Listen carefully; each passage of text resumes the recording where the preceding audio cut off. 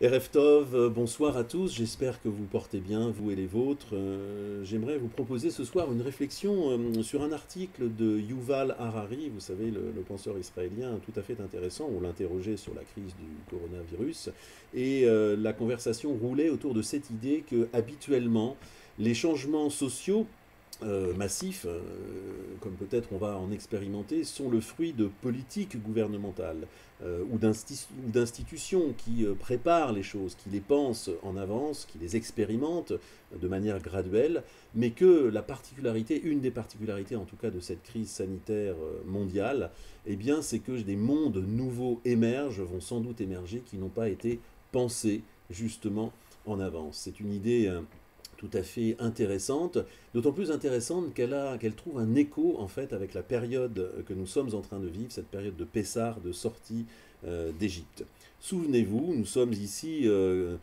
juste quelques jours avant la sortie d'Égypte, et il est dit en Exode 12, 33-34, les versets suivants, les Égyptiens firent violence au peuple en se hâtant de le repousser du pays, car ils disaient, nous périssons tous. Et le peuple emporta sa pâte non encore levée, leur sébile sur l'épaule, enveloppés dans leurs manteaux. Ils firent de la pâte qu'ils avaient emportée d'Égypte des gâteaux azim, car ils n'avaient pas fermenté, parce que repoussés de l'Égypte, ils n'avaient pu attendre et ne s'étaient pas munis d'autres provisions.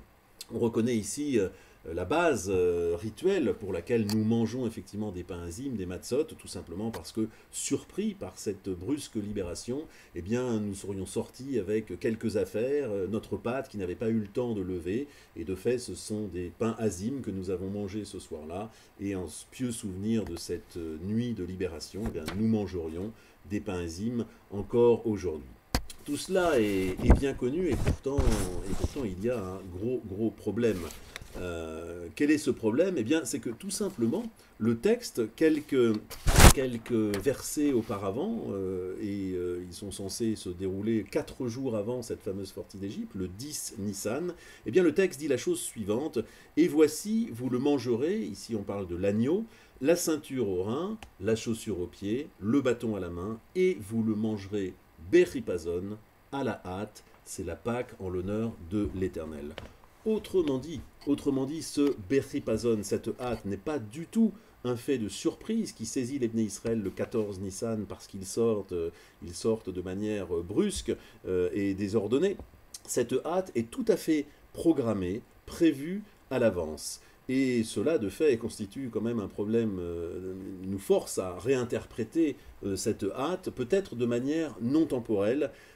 plus peut-être comme une modalité, un rapport en quelque sorte entre le savoir et l'action. Et de fait, on pourrait même presque imaginer qu'on a une sorte de définition ici de ce qu'est l'esclavage, et par contraste de ce que pourrait être la liberté. L'esclavage, ce serait en fait cette situation où nous disposons d'un savoir, de fait on nous dit que la manière dont les choses vont se dérouler, nous disposons d'un savoir, mais pris par un ensemble de contraintes, peut-être de contraintes mentales, nous ne disposons tout de même pas de la capacité à agir. Nous avons beau savoir que les choses vont se dérouler de telle et telle manière, au moment où intervient l'action, nous ne sommes pas acteurs, nous ne sommes pas en possession de notre action. Et ce rapport asymétrique, ce rapport paradoxal entre savoir et action, eh bien, pourrait parfaitement constituer une des définitions de l'esclavage. C'est d'autant plus intéressant et plausible qu'à l'autre bout qu'à la fin de cette séquence, on sait que la libération d'Égypte va nous emmener bien avant la terre promise vers ce Matan Torah, vers le don de la Torah, et bien que ce don de la Torah est décrit de manière pratiquement inverse et comme en écho mais en symétrie inversée, va nous donner au contraire une définition de la liberté tout à fait intéressante. Vous connaissez le verset 19-17 qui décrit la situation des Bnei Israël au pied du mont Sinaï, qui dit « Moïse fit sortir le peuple du camp au devant de la divinité, et ils s'arrêtèrent au pied de la montagne, Betartit Ahar ». Cette expression un peu étrange va donner aux commentateurs l'occasion d'exercer leur talent créatif d'interprétation. Ils vont dire Betartit Ahar, c'est ni plus ni moins au sens propre. Dieu soulève la montagne et fait cette proposition aux Bnei Israël. Il leur dit très bien, si vous acceptez ma Torah, alors c'est parfait. Si vous la refusez, eh bien ceci sera l'endroit de votre tombeau à savoir, au sens littéral, il lâchera, il laissera tomber la montagne sur les Bné Israël. On peut parler ici d'une situation, effectivement, que l'on ne peut pas refuser, comme diraient peut-être certains films. En tout cas, une situation certainement de contrainte. Mais le plus exceptionnel, c'est que dans la tradition, on le sait, cette contrainte n'est pas vécue de manière négative, avec force réinterprétation, réappréciation de cette situation. Les sages y voient au contraire une définition de la liberté, surtout grâce à la réponse géniale, pourrait-on dire, des Bné Israël, de dire « Naaseh ve nishma » oui, nous ferons et nous entendrons. Et ici, c'est tout à fait intéressant parce qu'on se rend bien compte qu'ici, on a pratiquement la situation inverse de ce Bechepazon. À savoir, les Bnei Israël ne disposent pas du tout de la quantité d'informations suffisante, habituelle en tout cas, pour décider du contenu de cette Torah, si elle est intéressante pour eux ou pas, mais par une intuition de confiance, par une intuition aussi de ce qui fait la responsabilité de l'homme, eh bien, ils acceptent,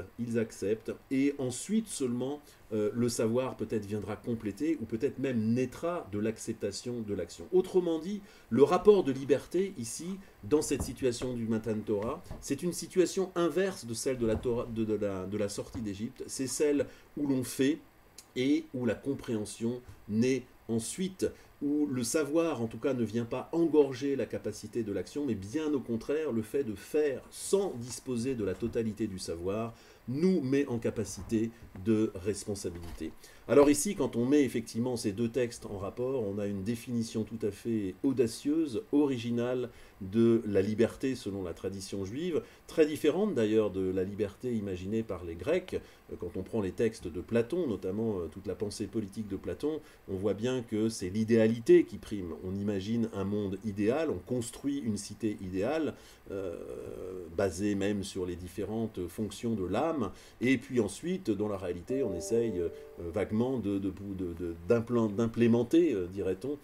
cette vision. De même, la liberté imaginée par Paul, il y a des très très belles pages de Hannah Arendt sur la liberté conçue par Paul comme un foyer de liberté intérieure, mais un foyer conflictuel entre la volonté et l'action, le je peux et je veux, et je ne peux pas forcément ce que je veux, et vice-versa. Et bien ici, la tradition juive trace une voie absolument différente, originale et nouvelle, une voie de confiance. Oui, les mondes nouveaux peuvent émerger sans avoir été pensés, mais il ne faut pas y voir là un défaut, bien au contraire, il faut y voir là un élan de créativité, et de fait c'est une leçon qui peut peut-être nous servir pour la période actuelle. Oui, peut-être, sans doute d'ailleurs, un monde nouveau émergera, nous voulons sans doute aussi qu'il émerge, un monde plus respectueux, un monde plus sensible, un monde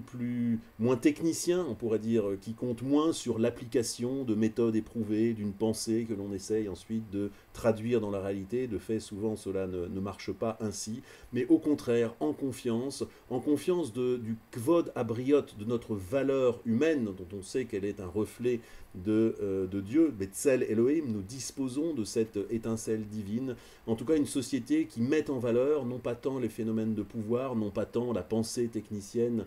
conçue d'avance qui trace des plans sur la comète, mais à travers de notre capacité d'action,